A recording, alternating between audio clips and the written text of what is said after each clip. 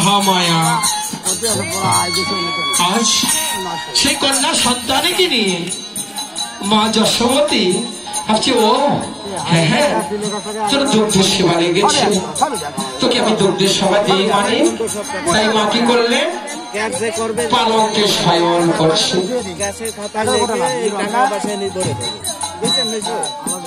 মা অন্তঃপুরে গিয়ে আজ পালঙ্কে শয়ন করছে। এদিকে বসুদেব পুরো বোঝধাম ঘুরছে, কোথাও তার মানিককে রাখতে পারছে না। আমার মানিকের মতো মানিক যে মায়ের কাছে আছে আমি সেখানেই আমার মানিককে রেখে দেবো, তাহলে সেই মা আমার সন্তানকে প্রতিপালন করতে পারবে।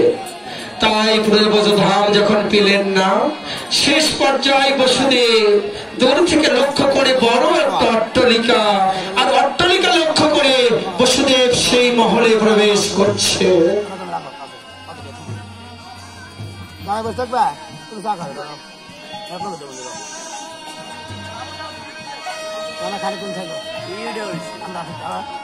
লক্ষ্য করে দেখি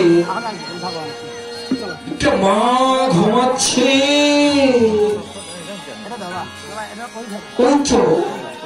ওই মার কাছে একখানা সন্তান, ওই সন্তানের বদন আর আমার মানিকের বদন যেন একাকার, কারণ ভগবানের লীলা ভগবান নিজে প্রকাশ করে।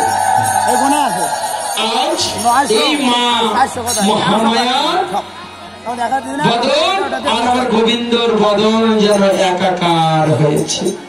তাই চুপ চুপ করে চোরের মতো বসুদেব নন্দ মহলে প্রবেশ করলেন। করে দেখে মা ঘুমিয়ে রয়েছে না জাগ্রত। দেখে হ্যাঁ মা বিভরে ঘুমাচ্ছে।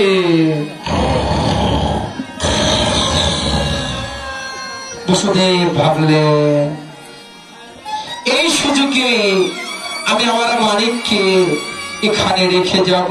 তাই মার সন্তানটা চুপ চুপ করে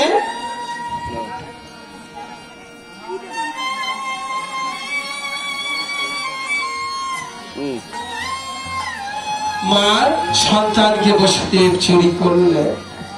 চুরি করে আর ওই মায়ের সন্তানকে বুকে জড়িয়ে নিয়ে ভাবলে আজ হইতে আমার সন্তানকে আমি নির্বাসনে রেখে দিলাম।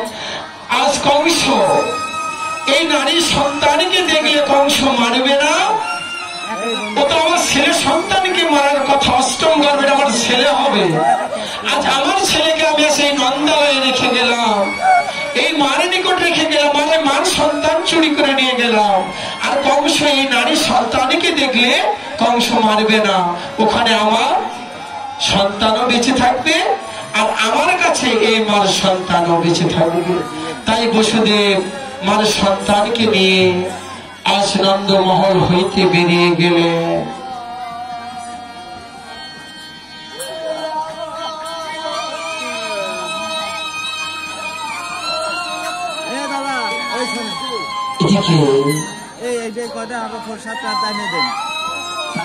আজ ভগবানের এক টুকরা নিয়ে আসেন মা ঘুম থেকে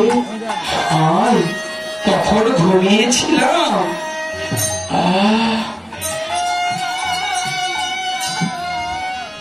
মানে মা ওঠ ওঠ, আজ কত কাজ, মহারাজ আসবে সেবা করতে, আমার ভগবানের সেবা দিতে হবে, আমার কত কাজ, আমি কখন ঘুমিয়েছিলাম।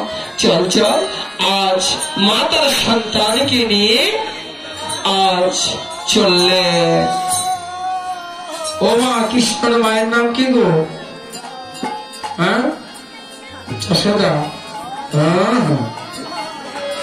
ও বাবা, হ্যাঁ, এত কষ্ট করলেন দৈবকী মা, শাবুকের ঘাস হইলেন, কারাগার ভোগ করছেন, দুঃখ কষ্ট করলেন, আর সৎ মার কথা আপনারা বলছেন গো।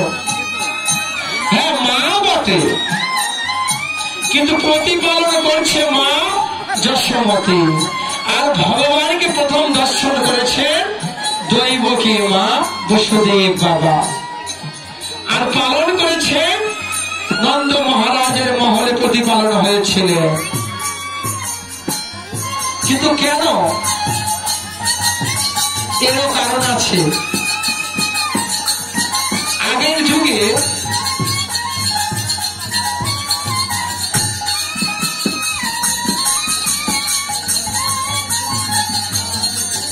এই কাঙ্গালিনী দৈবকী মা ছিল ধরা মা, এমন দুঃখিনী মা ছিল, তাই একটা সন্তান একটা ভক্তকে সেবা দিতে পেরেছিল না।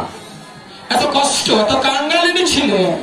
ভগবান সত্য যুগে নারায়ণ ধরা মা আর বাবা দ্রোণকে তাদের ভক্তি শ্রদ্ধায় যখন স্তন কেটে ভগবান নারায়ণের সেবা দিয়েছিলেন, ভগবান নারায়ণ তাকে বর দিয়েছিলেন। কি বর? এ যুগে তুমি দুঃখী কাঙ্গালিনী ছিলে, আগত দাপর যুগে গিয়ে তুমি দ্রোণ হবে, কাঙ্গালিনী হবে মহারাজ নন্দ, আর এই ভিকারিনী মা ধরা দেবী হবে নন্দ রানী যশোমতী। আর যে স্তন কেটে আমি অপরাধ করলাম, আগত দাপর যুগে গিয়ে আমি সন্তান রূপে মা হোক, তুমি হবে মা, আমি সন্তান রূপে দাদার স্তনে আমি ঋণ শোধ করব। তাই এই দাপর যুগে যশোমতী মা হয়ে আজ কৃষ্ণ সন্তান হয়ে আজ মা ঋণ শোধ করছেন। এদিকে দাঁড়িয়ে নয়নে এমন নিদ্রা মা মহামায়া দিয়েছে,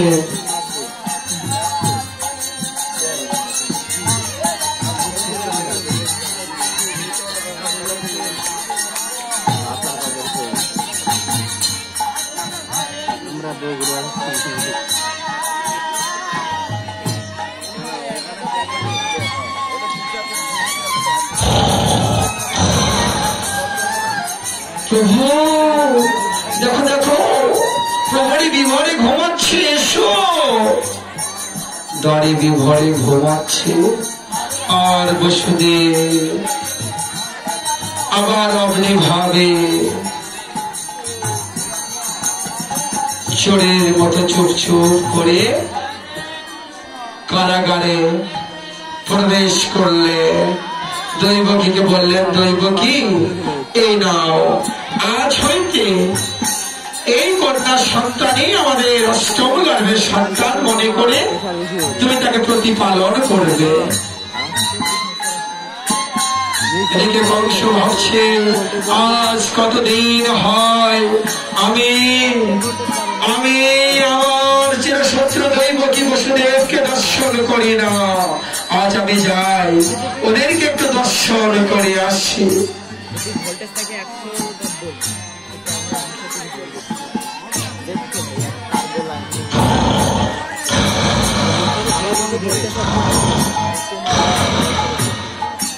প্রহরী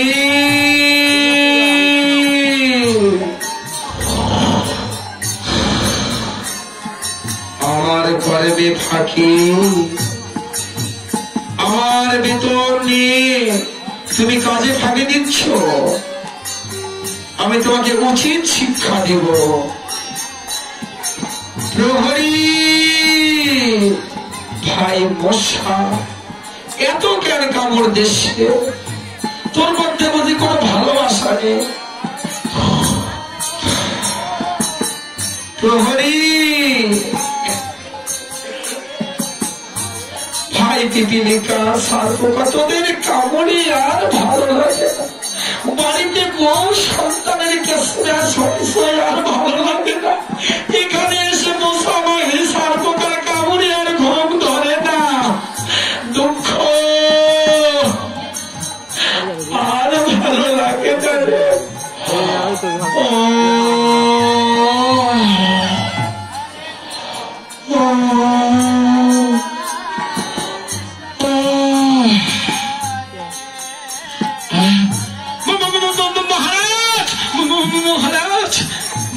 মহারাজ, আমি ঘুমের মধ্যে আপনাকে মশা মাছি সারপোকা তেলাপোকা বলেছি মহারাজ, আমায় ক্ষমা করে দিন মহারাজ।